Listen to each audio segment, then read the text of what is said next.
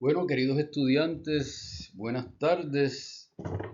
Eh, Estamos en Semana Santa. Espero que y les deseo desde ahora que tengan una semana llena de bendiciones. Eh, Precisamente porque estamos en Semana Santa, pues subestimé el trabajo que tengo, así que se me hace más práctico, posiblemente para ustedes también, grabar la clase. Así que esta clase que si la están viendo ahora, la están tomando del Google Classroom, pues está grabada, la pueden ver en cualquier momento que les sea conveniente. Quisiera antes de continuar con la presentación recordarles que el examen va a ser el día, buscar aquí para estar seguro,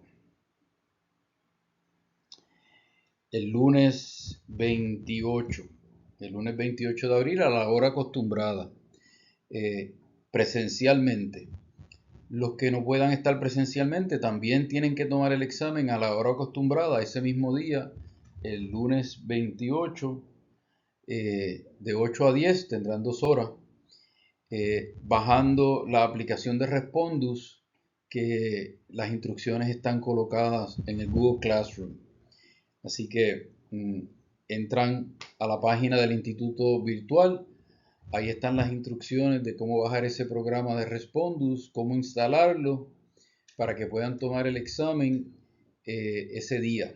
Recuerden que es específicamente, tienen que tomarlo a la hora del examen de 8 a 10 de la noche, porque después de eso el examen se cierra. Entonces, cualquier pregunta técnica, comuníquense con el Instituto de Educación Virtual para instalar el programa. Eso es para los que no puedan estar presencialmente en el salón el 28, el día del examen. Mucho más fácil. Recuerden traer ese día un aparato electrónico. Tiene que ser una laptop o si lo van a tomar allí presencialmente, pueden traer una tablet también o el celular. Los que van a tomar el examen a través de Respondus solamente pueden tomarlo a través de una computadora, una laptop o una computadora desktop. Así que no, el examen no permitirá que utilicen un celular o que utilicen eh, una tablet para los que van a tomar el examen a través de la plataforma de Respondus. Una vez más, solamente a través de una computadora. En el salón de clase sí pueden utilizar la tablet o pueden utilizar el aparato celular, ¿verdad? O una tablet o una computadora portátil. Bien, entonces, esas son las instrucciones. Además de eso, pues cualquier otra cosa me pueden escribir que no sea con cuestión de, ¿verdad? de técnica del programa Respondus. Eso, pues, una vez más, siguen las instrucciones que están allí en la plataforma, en la página, o se comunican con ellos. Pero cualquier otra pregunta del examen me pueden escribir o del material de clase. Ya saben que el examen final ya tienen las preguntas en la página de Google Classroom. Esas preguntas van a venir en forma de cierto y falso o selección múltiple. Este, y son los capítulos 5, 7 y 8 y algunos números del capítulo 6 que vamos a ver aquí en esta presentación. Bien. Bueno, directo al material. Entonces, me gusta recomendar libros. Este es uno de mis autores favoritos. Él se llama, ya murió, Scott Peck. Escribió varios libros, ¿verdad? Pero dos de sus libros, uno se llama The Road Less Traveled, ese está en español, pero con el título de La Nueva Psicología del Amor. En inglés se llama The New Psychology of Love, Traditional Values and Spiritual Growth. La otra se llama, perdón, La Nueva Psicología del Amor, es la traducción en español. Yo creía que ese era otro libro que yo había leído de él. Hay un libro que se llama People of the Lie, interesantísimo. Pero este que les recomiendo, Scott Peck era un psiquiatra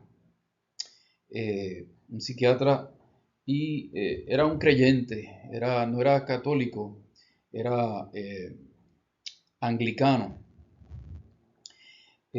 pero fantástico psiquiatra y logra incorporar su fe, que a mí me parece que aplica para muchas denominaciones, para la denominación los católicos y otras denominaciones protestantes, con principios psicológicos, ¿verdad? Pero una de las cosas por las que pongo ese libro aquí para recomendárselo, ¿verdad? Es que él dice en ese libro, trata mucho los conflictos, ¿verdad? Como un psiquiatra que es él, pues él ayuda a muchas personas en distintas situaciones. Y una de las cosas que él constata en ese libro es que es inevitable en la vida los problemas, ¿verdad? Y él dice, de hecho la primera línea del libro es, Life is difficult, ¿verdad? La vida es difícil. Entonces, en resumen, parte de su argumento es que para uno crecer en la vida uno tiene que enfrentar los problemas, ¿verdad? Las crisis que vienen en la vida son una oportunidad para uno crecer en la vida. Las personas que constantemente están evitando de manera compulsiva, los conflictos, las crisis, pues van a tener más dificultades porque los problemas siempre vienen en la vida. Así que traigo esto porque estos números que vamos a ver del capítulo número 6 de la Amoris Laetitia precisamente hablan un poquito de cómo manejar las crisis en la relación matrimonial, en la familia. Así que en la familia hay crisis entre las partes, ¿verdad? Los esposos, hay crisis con los hijos, etcétera, con los suegros, la suegra. Pero todos los problemas dentro de la vida y de la familia son oportunidades para el crecimiento. Así que además de este documento que estamos viendo de la Amoris Laetitia, pues tomo la oportunidad para recomendarles este libro.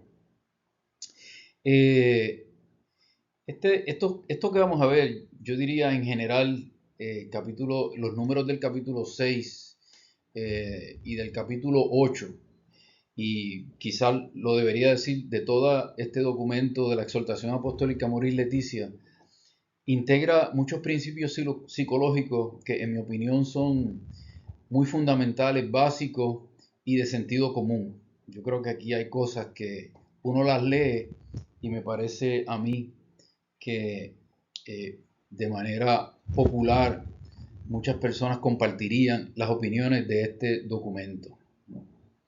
Así que,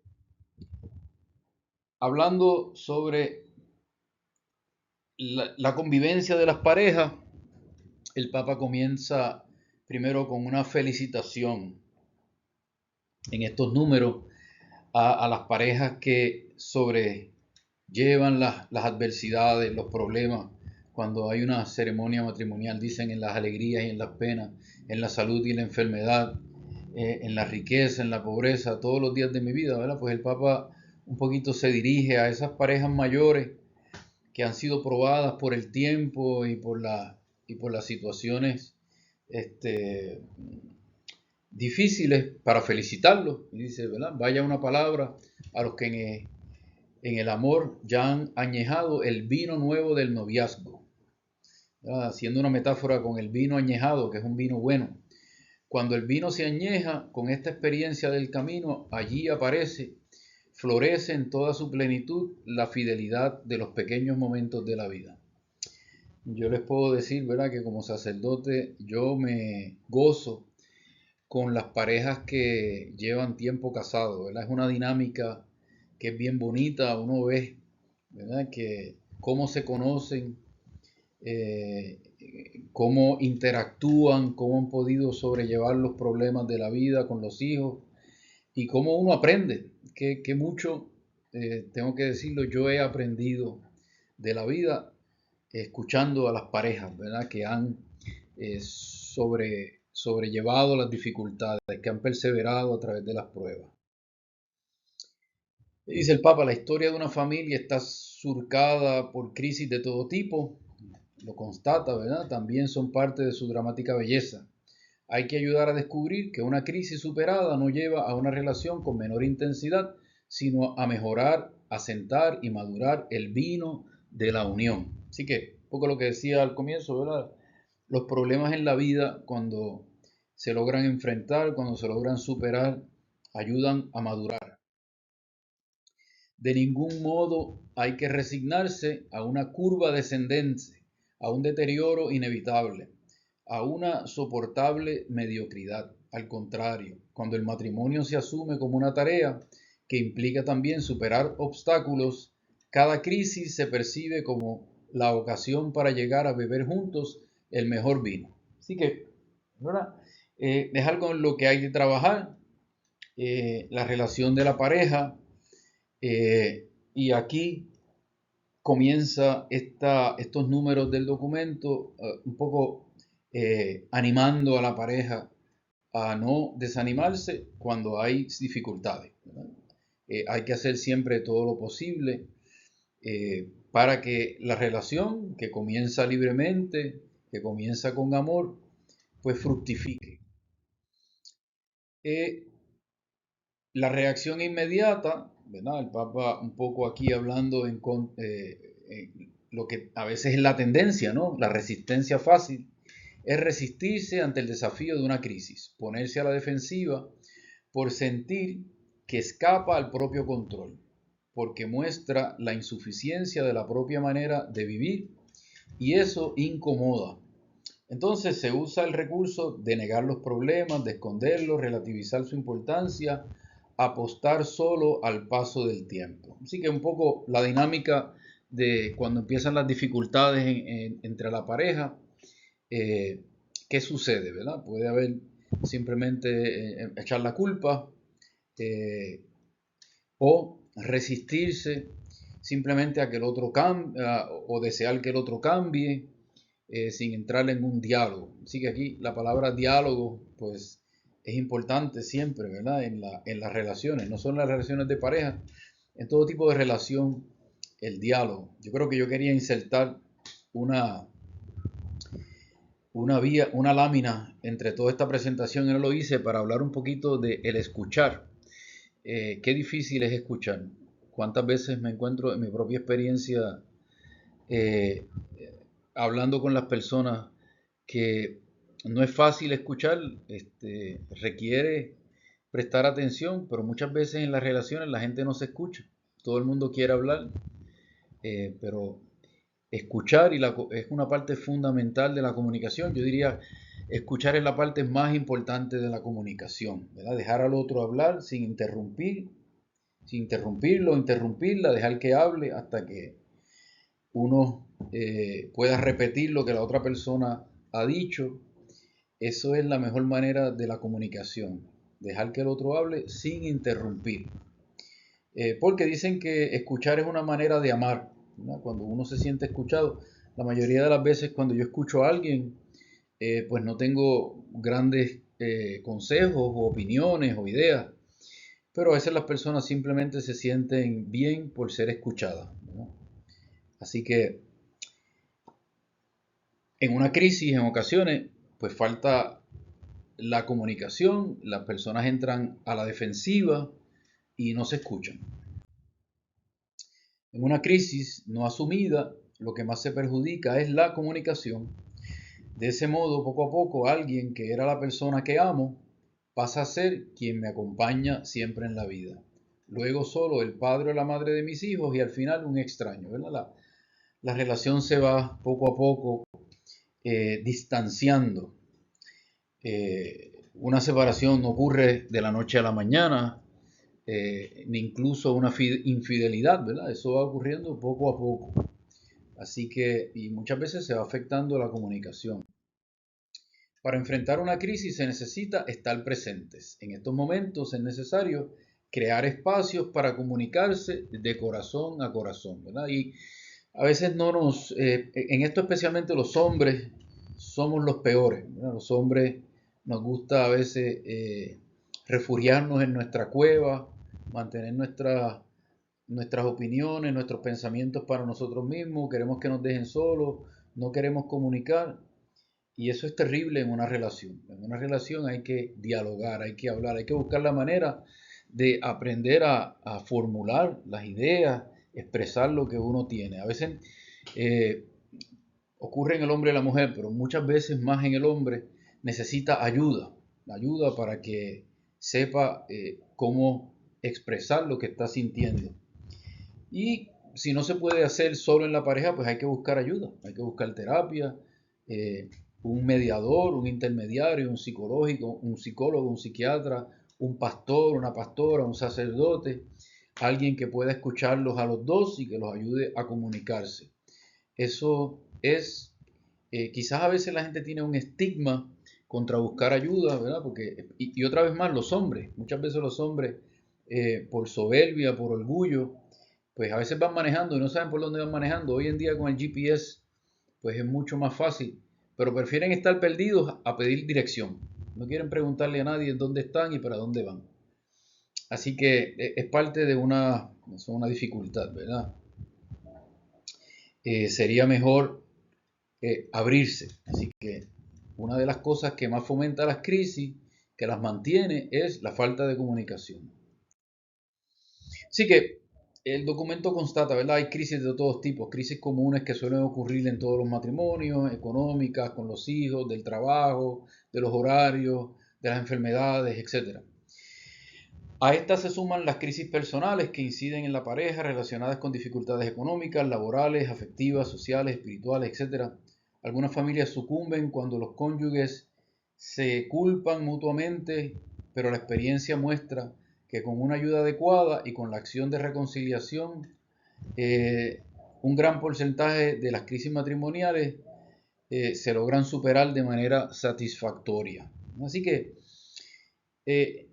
siempre hay que, así como cuando hay un proceso de anulación de un vínculo matrimonial, siempre hay que presuponer el hecho del vínculo. En una crisis matrimonial, porque los dos han venido, se han casado libremente, porque se amaban en un momento, hay que tratar de presuponer la unión, ¿verdad? Hay que trabajar en favor de ese vínculo, de esa relación que se pudo haber deteriorado por muchas razones, por culpa de uno, por culpa del otro, casi nunca 50-50, a veces 20-80, 30-70, lo que sea, pero hay que partir de la premisa de que en esta pareja hay algo que vale la pena salvaguardar, hay algo que vale la pena proteger, porque en un principio se unieron. Así que el principio era que libremente vieron uno en el otro algo que era valioso, de amor, ¿no? Y que ahora pues, por las situaciones de la vida, está en una crisis. Y muchas veces es cierto, ¿verdad? Muchas veces con la ayuda, pues logran superar las crisis. A veces la ayuda viene de los familiares, de los amigos. Hay que saber en quién uno busca ayuda, ¿verdad? Porque a veces nos pueden brindar pues malas ayudas, por supuesto, malos consejos, pero se puede superar. Se ha vuelto frecuente que cuando uno siente que no recibe lo que desea o que no se cumple lo que soñaba, eso parece ser suficiente para dar fin a un matrimonio. Así no habrá matrimonio que dure, ¿verdad? Así que aquí el documento dice, ¿verdad? La ley de la menor resistencia no puede ser el primer instinto, el primer reflejo de la pareja. No puede ser, pues vete tú por tu camino y yo por el mío, ¿verdad? Hay algo ahí, no solo de la pareja, sino de la persona, que, eh, que se contradice a sí misma, ¿no? Si por lo menos no hace un intento por salvaguardar esa relación, que una vez más, ¿verdad? Presuponiendo que ya son adultos, pues han comenzado a tener de manera libre, ¿verdad? Así que el primer instinto no puede ser simplemente, y aquí es donde va el libro que les estaba mencionando al principio, no enfrentar el problema. Lo primero debe ser enfrentar el problema, dialogar.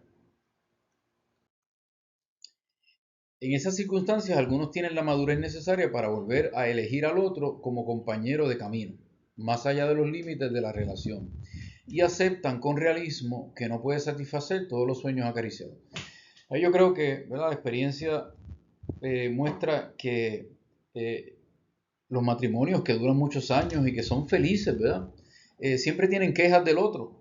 Quizás el otro no cumplió todas las expectativas que quería, pero pues nadie es perfecto, ¿verdad?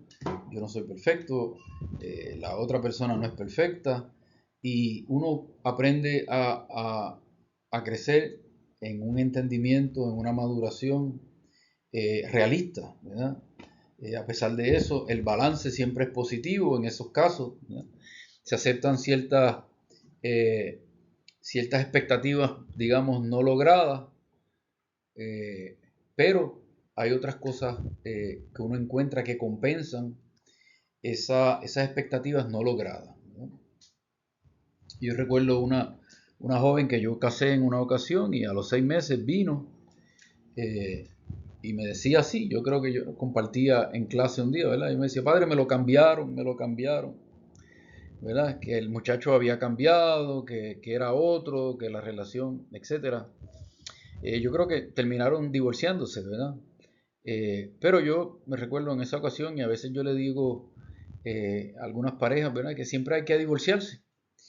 Y muchas veces lo que me refiero, ¿verdad? Abren los ojos así, dicen divorciarme. Sí, sí, hay que divorciarse a veces de la idea que uno tiene del matrimonio y de la vida y de la pareja y un poco enfrentar la realidad. Esta es la realidad que hay en este momento y cuando uno hace eso, pues a veces es el momento de la maduración, ¿verdad? No divorciarse de manera eh, resignada, sino simplemente divorciarse de la idea que a veces uno se hace de la realidad de la vida y enfrentar la realidad de la vida y madurar y uno encuentra nuevas bellezas, uno encuentra cosas nuevas eh, que valen la pena, ¿verdad? En las relaciones y en muchas cosas de la vida.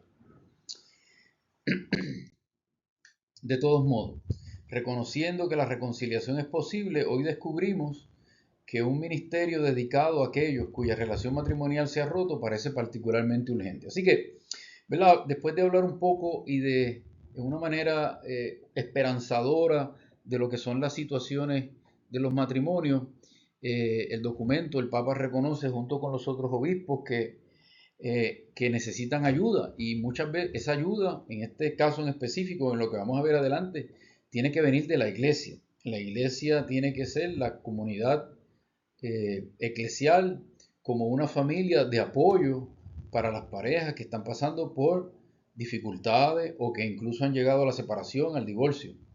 Y a eso se refiere ese número, ¿verdad? El ministerio. Hace falta un ministerio y debe haber un ministerio y a partir de este documento se requiere que en todas las parroquias, en las diócesis, hayan ministerios que acompañen a las familias, a las parejas que han sufrido la separación y el divorcio. Es particularmente, dice el documento, urgente. Es comprensible que en las familias haya muchas crisis cuando alguno de los miembros no ha madurado su manera de relacionarse, porque no ha sanado heridas de alguna etapa de su vida. La propia infancia o la propia adolescencia mal vividas son caldo de cultivo para crisis personales que terminan afectando el matrimonio. ¿Verdad? Aquí entra ahora en unos números que son psicología 101. Así que cuando tenemos problemas de autoestima, cuando tenemos problemas de autoconocimiento, cuando hemos sufrido todos en nuestra infancia o en nuestra adolescencia, todo ese bagaje, toda esa experiencia que no ha sido asumida, que no ha sido tratada, que no ha sido sanada, todo eso lo traemos al matrimonio, a la relación, ¿verdad? Así que aquí estos próximos números hablan de esa realidad, ¿verdad? Cuando una persona llega inmadura o sin haber tratado ciertos issues o ciertas deficiencias personales al matrimonio. Eso incide en la relación matrimonial o en la relación de pareja. Por el hecho, por ese hecho es que a veces las personas necesitan realizar a los 40 años una maduración atrasada que debería haberse logrado al final de la adolescencia. A veces se ama con un amor egocéntrico, propio del niño, fijado en una etapa donde la realidad se distorsiona y se vive el capricho de que todo gire en torno al propio yo. Es un amor insaciable que grita o llora cuando no tiene lo que desea, ¿verdad? Así que aquí evidentemente el documento está refiriéndose a personas inmaduras en su manera de relacionarse. Pues la relación es un darse, ¿verdad? Amar, como dice la canción, amar es entregarse. Perdonen.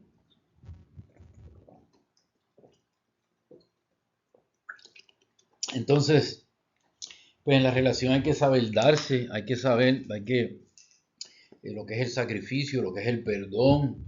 Todas esas cosas se aprenden en la niñez y en la adolescencia, pero una persona que no haya superado alguna de esas etapas de crecimiento afectivo, pues entonces a los 40 años, cuando llega la crisis en el matrimonio, por decir los 40, ¿verdad? En cualquier momento, pues entonces en ese momento tiene que hacer ese recorrido personal, ese recorrido de maduración, ese recorrido de sanación, de perdón, para poder relacionarse a los demás.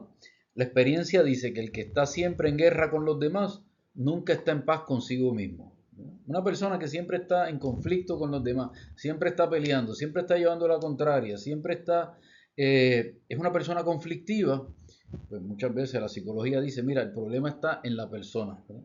La persona no está en paz consigo mismo y por lo tanto las relaciones les cuesta, ¿verdad? No me llevo con aquel, no me llevo con el otro, no me llevo con la suegra, no me llevo con no me llevo... Bueno, hay que ver, ¿verdad? ¿Dónde está el problema? Así que aquí el documento apunta a ese conocimiento que, ¿verdad? Que yo digo que es conocimiento popular, Psicología 101, que hay que tratar a veces con uno mismo.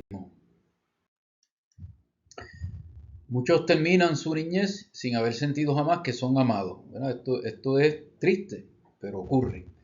Amados incondicionalmente. Y eso lastima su capacidad de confiar y de entregarse. Una relación mal vivida con los propios padres y hermanos que nunca ha sido sanada reaparece y daña la vida matrimonial. ¿No? Así que si traemos muchos conflictos familiares, eso sería un buen consejo para las parejas jóvenes. A veces dicen, ¿verdad? Que las parejas dicen, eh, yo lo voy a arreglar, yo lo voy a arreglar a él. Cuando se case conmigo, yo lo arreglo. O ella, yo la voy a arreglar a ella cuando se case conmigo. Pues hay que tener cuidado, ¿verdad? Porque para arreglar a alguien es mejor que vaya donde un psicólogo, vaya donde un pastor, una pastora, un sacerdote. No hacer uno el trabajo que tiene que hacer un profesional y entrar en una relación que ya se ve en el noviazgo que va a ser conflictiva, que va a ser difícil, porque alguien me dijo una vez, ¿verdad? La mejor manera a veces de ver cómo te va a tratar a ti tu pareja es ver cómo está la relación con sus padres, ¿verdad? Si tiene buenas relaciones con sus padres, hay una posibilidad mayor, no una garantía, ¿verdad? De que la relación contigo como pareja sea mejor. Cuando la relación entre los cónyuges no funciona bien, antes de tomar decisiones importantes, conviene asegurarse de que cada uno haya hecho ese camino de curación de la propia historia. Eso exige reconocer la necesidad de sanar, pedir con insistencia la gracia de perdonar y de perdonarse, aceptar ayuda, buscar motivaciones positivas y volver a intentarlo una y otra vez, ¿verdad? Así que aquí una vez más buscar ayuda, ¿verdad? En las crisis, en los problemas, no solo en la pareja, pero a veces uno necesita ayuda. Y otra vez, a veces el propio orgullo eh, pues puede intervenir, ¿verdad? Yo no necesito que nadie me ayude, yo no necesito que nadie me diga, yo no estoy loco, yo no tengo que ir donde un psiquiatra ni un psicólogo. Surgen, ¿verdad? Salen esos prejuicios, esos estigmas sociales de que si uno está buscando ayuda de un profesional de la salud, ya uno está mal, ya uno está loco, ¿verdad? Pero no. O de un pastor, una pastora, un sacerdote, una tercera persona. A veces hay que ir a terceras personas que nos ayuden. En algunos casos, la valoración de la dignidad propia y del bien de los hijos exige poner un límite firme a las pretensiones excesivas del otro, a una gran injusticia, a la violencia o a una falta de respeto que se ha vuelto crónica.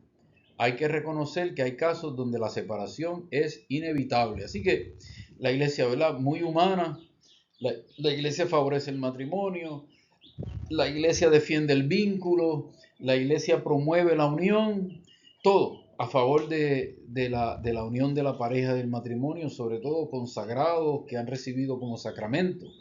Pero la iglesia es realista y sabe que hay veces que no hay manera de salvar una unión o que incluso, aunque una de las partes quiera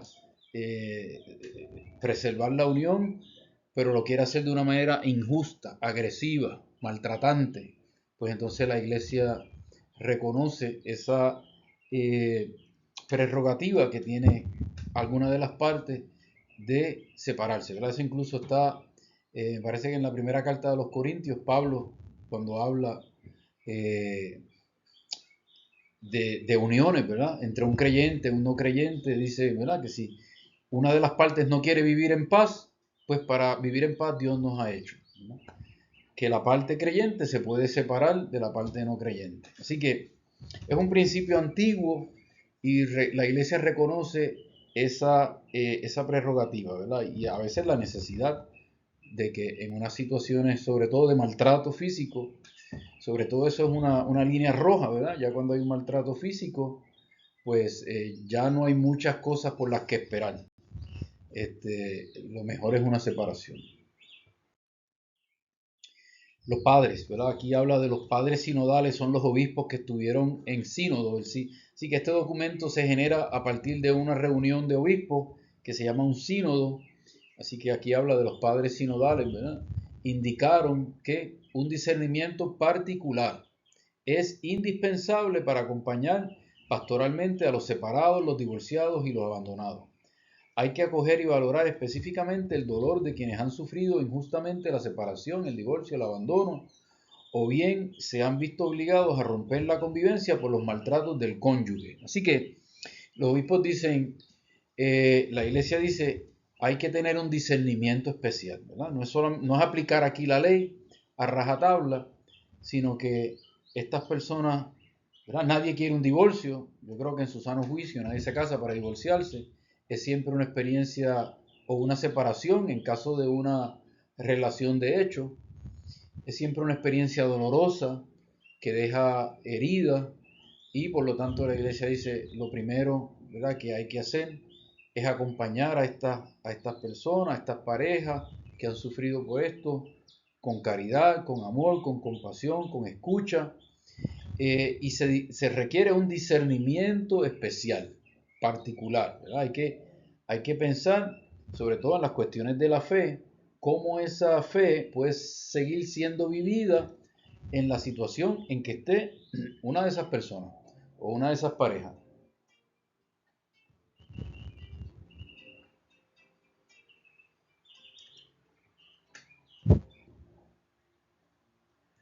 Bien, tuve que contestar una llamada, perdón. Eh, Así que un discernimiento especial. Las personas divorciadas que viven en una nueva unión, es importante hacerles sentir que son parte de la iglesia, que no están excomulgadas. Pero yo creo que esto es uno de los puntos más importantes de este documento. Es la postura, y no solo la postura, la enseñanza y la creencia de la iglesia en estos momentos históricos. La iglesia vive en un momento donde la separación y los divorcios ocurren como no ocurrían en la antigüedad.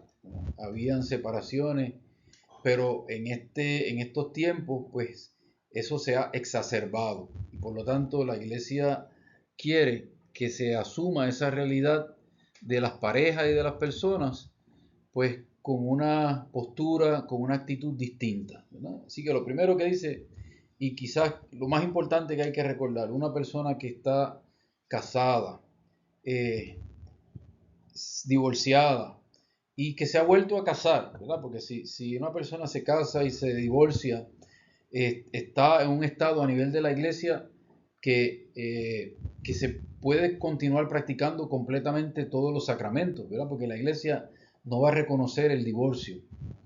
Así que permanece casada mientras no tenga una nueva unión, pues la persona puede seguir practicando todos los sacramentos, pero necesita también ¿verdad? El apoyo, la ayuda de la iglesia. A nivel religioso no hay ningún impedimento, pero las personas que se casan, se divorcian, sacramentalmente se casan, se divorcian y se vuelven a casar en una segunda unión, pues a veces no pueden, están en una relación irregular, no pueden participar de todos los sacramentos de la iglesia, pero no están excomulgadas, ¿no? Y eso es una de las cosas que quiere afirmar y dejar claro este documento. No pueden ser tratados como si estuvieran excomulgados, porque siempre integran la comunión de la iglesia, son parte de la iglesia. Estas situaciones exigen un atento discernimiento y un acompañamiento con gran respeto, evitando todo lenguaje y actitud que las haga sentir discriminadas y,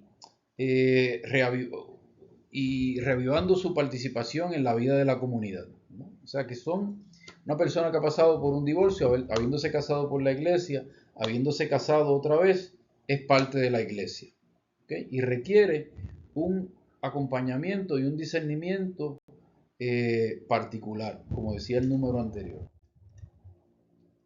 Por otra parte, un gran número de padres subrayó la necesidad de hacer más accesibles y ágiles, posiblemente totalmente gratuitos, los procedimientos para el reconocimiento de los casos de nulidad. La lentitud de los procesos irrita y cansa a la gente, ¿verdad? Una de las cosas, de hecho, que el Papa ha hecho a partir de este sínodo y de este documento fue que se cambió en el derecho canónico los procedimientos que vimos anteriormente cuando estaba el padre Omar Soto, para anulación de un matrimonio. Antes eran más lentos, eran más caros y mucha gente se frustraba, ¿verdad? Hoy en día esos procesos se han agilizado.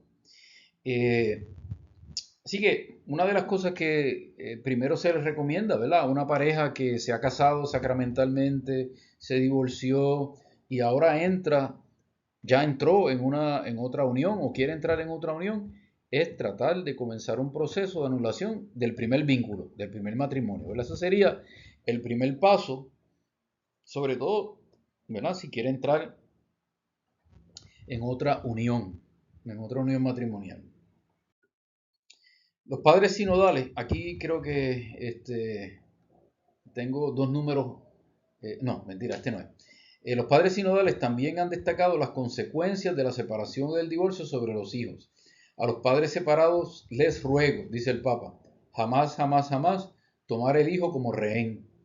Os habéis separado por muchas dificultades y motivos, y la vida os ha dado esta prueba. Pero que no sean los hijos quienes paguen o carguen el peso de esta separación. Que no sean usados como rehenes contra el otro cónyuge. Que crezcan escuchando que la mamá habla bien del papá, aunque no estén juntos, y que el papá habla bien de la mamá, ¿verdad? Aquí donde yo digo que esto es psicología 101 y sabiduría popular de las parejas que se han separado. Tristemente a veces utilizan los hijos como rehenes, ¿verdad? La palabra que tiene esto aquí, por el coraje que tienen contra una de las partes, y los hijos son víctimas inocentes, ¿verdad? Que hay que tratar de proteger a toda costa. Así que aquí el sentido común, y el Papa lo repite, es tratar de no utilizar a los niños para lastimar a la otra parte.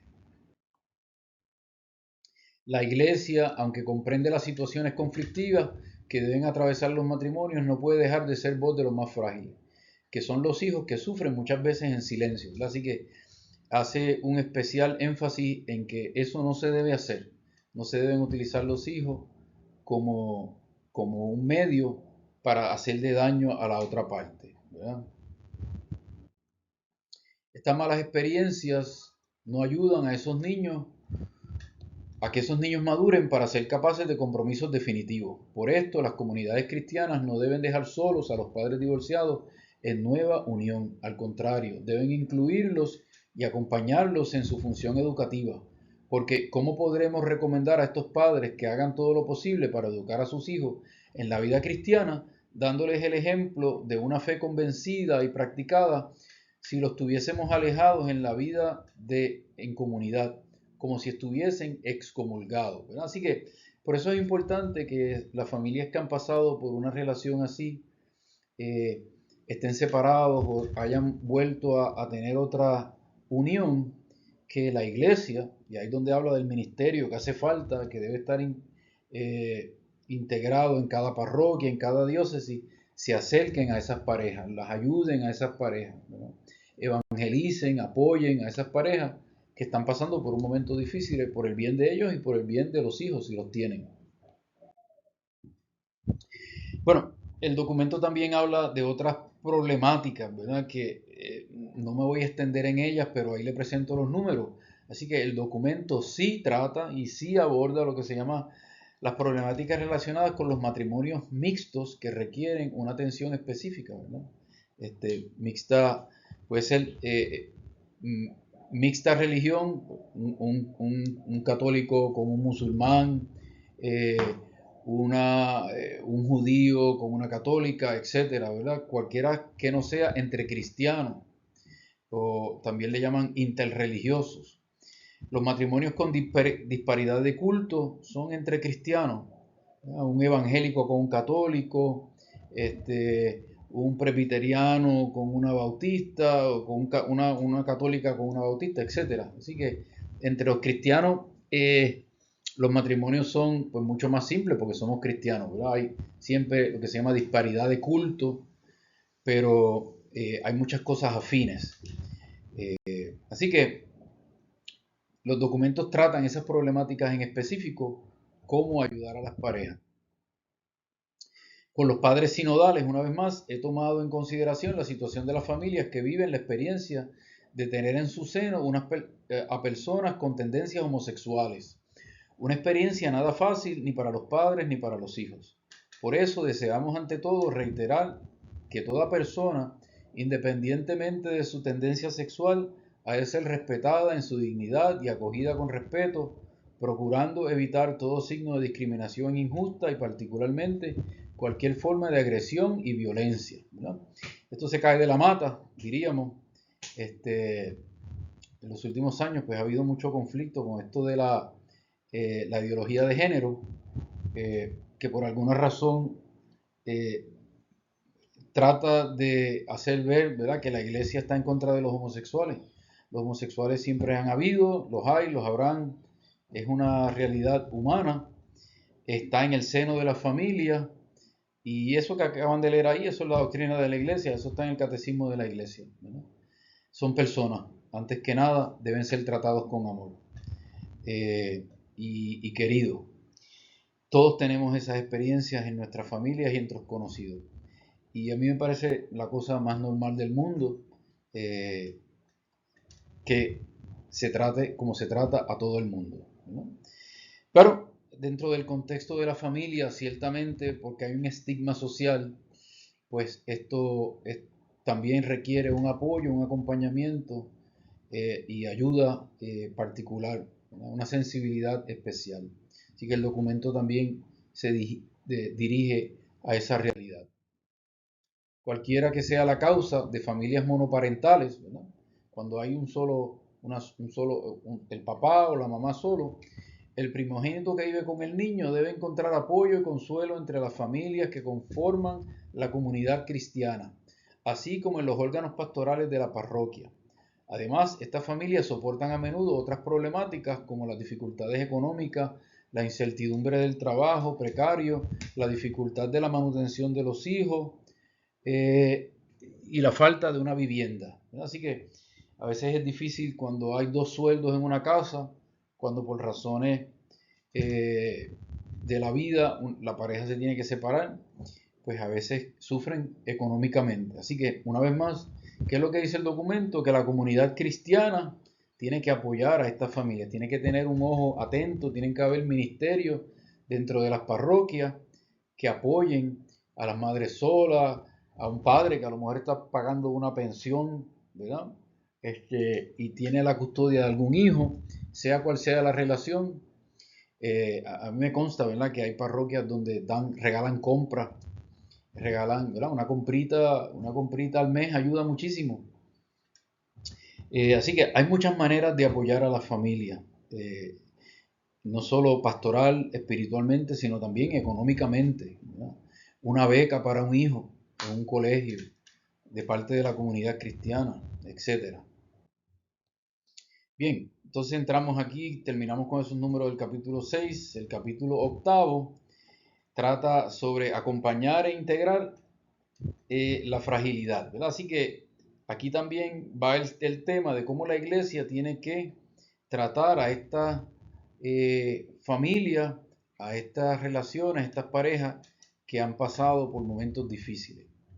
Es uno de los capítulos que por el que más se conoce este documento, desafortunadamente como si fuera el único, porque ustedes verán, ¿verdad?, que en la iglesia pues hay áreas,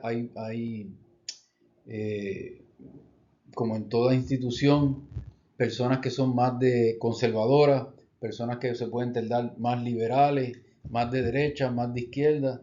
Así que aquí se aboga sobre todo en este capítulo, dentro de esa postura que yo estaba hablando un poquito anteriormente, a tener compasión, a tener misericordia con las personas que han pasado por una relación como esta. Así que hay personas que tristemente dentro de la iglesia pues lo que quieren es la ley, ¿verdad? Que se aplique la ley. Y sin embargo pues se les hace difícil aceptar lo que esto es la enseñanza. Esto que estamos viendo aquí, esto es la enseñanza del magisterio de la iglesia en estos momentos hacia personas, una vez más, separadas, divorciadas o que han sido abandonadas. Así que los padres sinodales han expresado que aunque la iglesia entiende que toda ruptura del vínculo matrimonial va contra la voluntad de Dios, también es consciente de la fragilidad de muchos de sus hijos, ¿verdad? Las situaciones ocurren. Jesús dijo que lo que Dios ha unido, que no lo separe el hombre. Pero la realidad es que ocurren cosas en la vida, a veces algunas de las partes sin ninguna culpa, y la iglesia tiene que acompañar a esas personas. Los padres también han puesto la mirada en la situación particular de un matrimonio solamente civil, ¿verdad?, que no ha sido un matrimonio sacramental, o salvadas las distancias aún de una mera convivencia, lo que le llaman una unión de hecho, ¿verdad?, gentes que no se han casado, simplemente viven juntos, cuando la unión alcanza una estabilidad notable mediante un vínculo público. Está connotada de efecto profundo, de responsabilidad por la prole, la capacidad de superar las pruebas puede ser vista como ahí no puedo leer lo que puse, fin de acompañamiento en la unión hacia el sacramento del matrimonio. Quizás como una oportunidad para el acompañamiento. Así que lo que quiere decir es que la iglesia pues no solo toma en consideración este documento las parejas que se han casado de manera sacramental, sino que también parejas que están casadas solamente por la ley, o parejas de unión de hecho, ¿verdad? Parejas que se han unido sin ningún reconocimiento, pero en esas uniones a veces hay valor de amor, de acompañamiento, han estado estables por muchos años, tienen hijos, etc. Así que la idea es que esas relaciones hay que acompañarlas, porque muchas de esas relaciones, de acuerdo a su realidad, a veces pueden llegar al sacramento del matrimonio, a veces no han recibido el sacramento del matrimonio.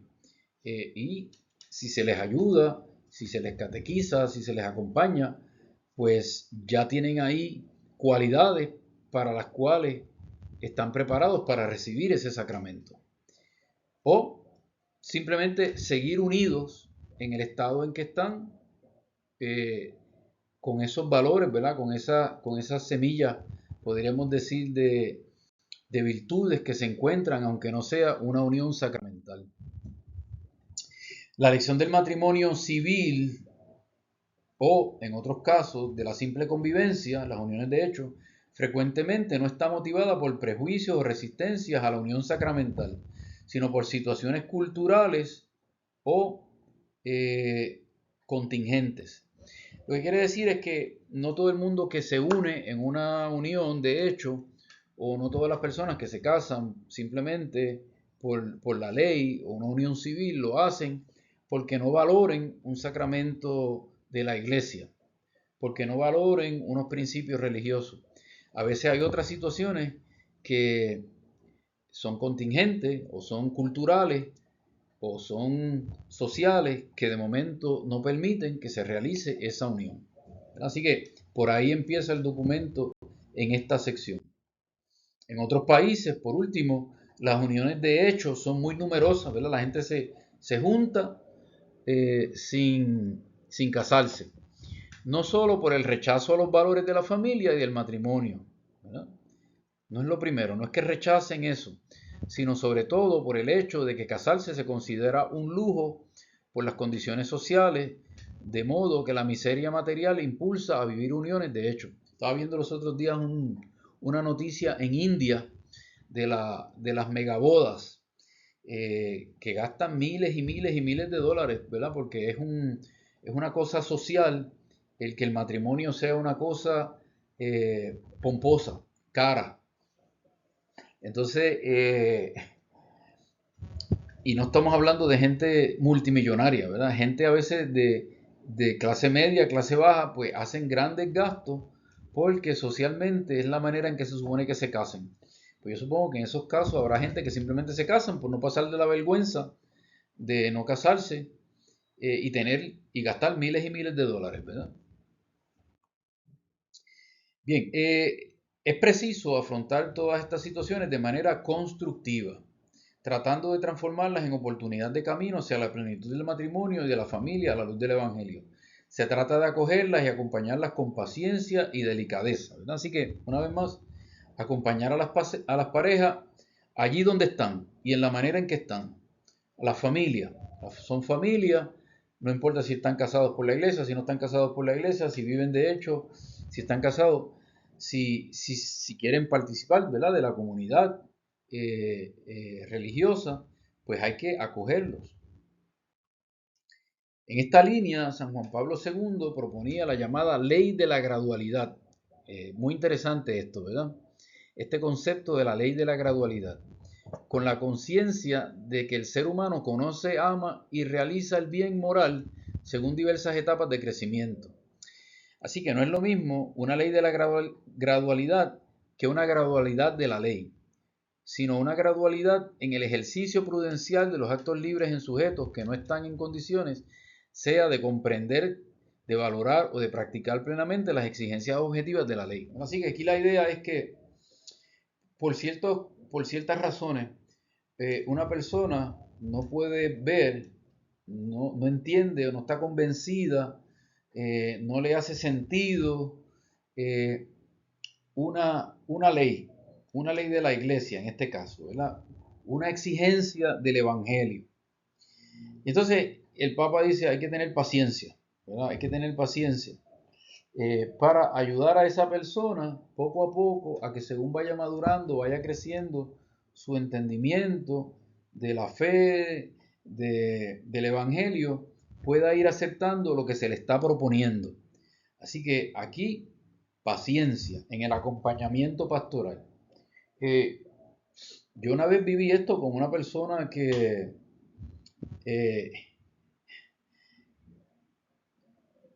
no puedo entrar en mucho detalle, ¿verdad? Pero era una persona que eh, tenía una falta moral grande, ¿verdad? Una falta moral grande en su vida, pero era creyente, quería, ¿verdad?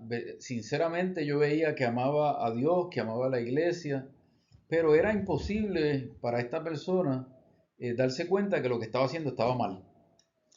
Así que, pues nada, yo lo escuchaba, yo lo aconsejaba y lo acompañé por muchos años, ¿verdad? Por muchos años. Ya después perdí comunicación, no sé si logró superar esa falta, pero no podía entender, aunque yo le explicara por qué eso estaba mal, ¿verdad?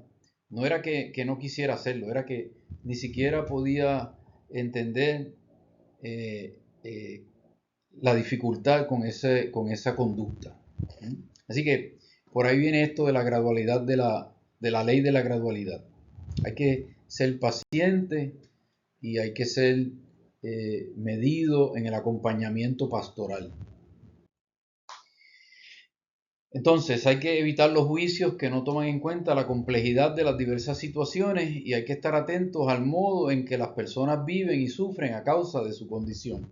Así que aquí el documento va a decir en un momento que esta sección, el capítulo 8, no es cuestión de dar unas normas específicas, concretas, sobre cómo acompañar a las personas que se encuentran separadas, divorciadas, vueltas a casar, en uniones irregulares, en uniones de hecho. Porque la variedad de situaciones es tan amplia, es tan compleja, que no vale la pena simplemente dar unas normas para cada situación. Más bien es unas orientaciones pastorales, sobre todo, este capítulo sobre todo es para los sacerdotes, para los obispos, para los ministros, que las personas de fe que quieran trabajar con personas que están en esta situación, ¿verdad? Así que, pero es bueno también que todos los fieles conozcan que esto es lo que la iglesia recomienda. Pero es sobre todo tratar de fomentar una actitud pastoral, un discernimiento particular con algunos criterios generales sobre cómo poder acompañar y ayudar a personas y parejas en esta situación, ¿verdad? Así que una de las cosas es pues evitar los juicios y estar consciente de que las situaciones son complejas. Hay que tratar cada caso en particular. Se trata de integrar a todos y se debe ayudar a cada uno a encontrar su propia manera de participar en la comunidad eclesial para que se sienta objeto de una misericordia inmerecida, incondicional y gratuita, ¿verdad? Así que aquí la palabra clave es la misericordia. Y con lo que se dijo anteriormente, las personas que están en una situación de unión irregular no están excomulgados de la iglesia si son creyentes, son parte de la comunidad eclesial. No pueden participar de todos los sacramentos por el momento, ¿verdad? Porque eso es siempre importante recalcarlo, que las situaciones cambian. Así que por el momento, ¿verdad? Hay muchas cosas que siempre se pueden hacer, hay muchas vías que están al alcance de esa pareja para que esa pareja eventualmente pueda recibir o uno de ellos o los dos la plenitud de los sacramentos. Pero antes de que alcancen a recibir la plenitud de los sacramentos, son parte de la iglesia, ¿verdad? Y pueden sentirse, y aquí es donde viene la exhortación del documento, que la comunidad eclesial, los pastores, los miembros de la iglesia, deben ayudarlos a integrarse y a permanecer y perseverar en la iglesia, a sentir la misericordia inmerecida, incondicional y gratuita de Dios. Entonces aquí este número es el que cito completo, el 299, porque me parece que esta lámina y la siguiente recogen en este número un poco la mente de la iglesia, la actitud y las recomendaciones pastorales que en el fondo quieren transmitir con este documento, ¿verdad? Así que dice: acojo las consideraciones de muchos padres sinodales quienes quisieron expresar que los bautizados que se han divorciado y se han vuelto a casar civilmente deben ser más integrados en la comunidad cristiana en las diversas formas posibles, evitando cualquier ocasión de escándalo.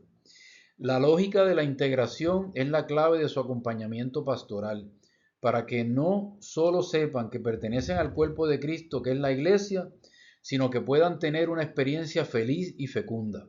Son bautizados, son hermanos y hermanas, y el Espíritu Santo derrama en ellos dones y carismas para los bienes de todos. Su participación puede expresarse en diferentes servicios eclesiales. Es necesario por ello discernir cuáles de las diversas formas de exclusión actualmente practicadas en el ámbito litúrgico, pastoral, educativo e institucional pueden ser superadas, ¿verdad? A lo mejor pueden ser lectores, ujieres, pueden trabajar en muchos movimientos de la iglesia, Cáritas, ayudando a los envejecientes, trabajando con los jóvenes, ayudando como catequistas, ¿verdad? Las personas que no pueden a veces participar de todos los ministerios en la iglesia pueden participar de alguno y sentirse parte de la iglesia. Ellos no solo no tienen que sentirse excomulgados, lo que categóricamente no están, y lo dice el documento, ¿verdad? Y en este momento hay una pregunta de eso para el examen. El que falle esa pregunta debería fallar el examen completo. Sino que pueden vivir y madurar como miembros vivos de la iglesia, sintiéndola como una madre que los acoge siempre, los cuida con afecto, los anima en el camino de la vida y del evangelio. Esta integración es también necesaria para el cuidado y la educación cristiana de sus hijos, que deben ser considerados los más importantes. Así que esta idea de acoger a la familia.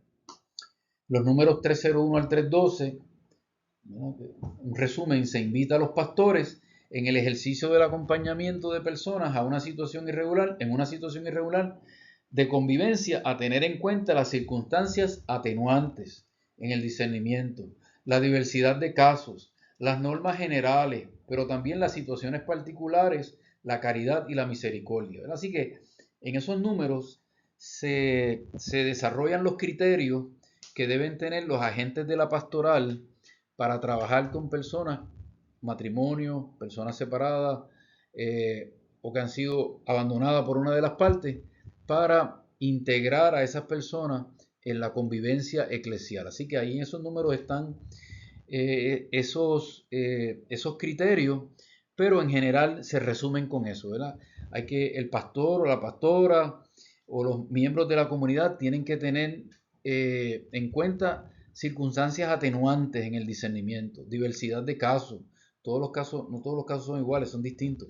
Las normas generales de la iglesia, pero las situaciones particulares de cada uno, y sobre todo la caridad y la misericordia, ¿verdad? Que el Papa enfatiza una y otra vez en esos temas, ¿verdad? Acercarse a esa gente que han sufrido, que han padecido una situación dolorosa en su vida, con ternura, con compasión. Así que esa en general es la postura de la iglesia. Eso es lo que debería primar en cada comunidad religiosa. No siempre se va a encontrar, desafortunadamente, esta postura, que es lo que el magisterio de la iglesia pide. Y cuando uno no la encuentra, tiene que procurarla en otro sitio, ¿verdad? Porque a veces hay pastores y hay agentes de pastoral que, como el mismo documento reconoce, quieren la ley por encima de la misericordia, del amor y de la acogida.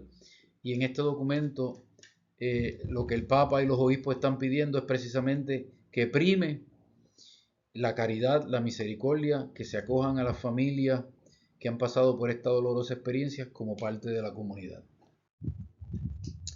Termina el documento diciendo: invito a los fieles que están viviendo situaciones complejas a que se acerquen con confianza a conversar con sus pastores o con laicos que viven entregados al Señor.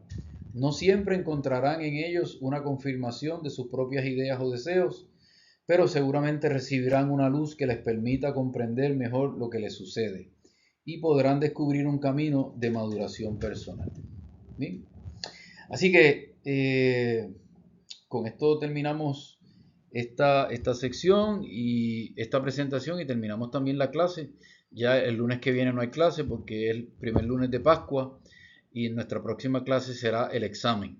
Así que estudien bien, léanse este material que tienen que leerse, nos vemos en la clase, y desde ahora pues también les digo, ¿verdad?, que pues estoy a sus órdenes pues durante la clase como profesor, pero después de la clase como amigo fraile, y si en algún momento puedo ayudarlos en cualquier otra situación que tengan, en alguna de estas situaciones familiares o en alguna otra situación, pues para eso estoy.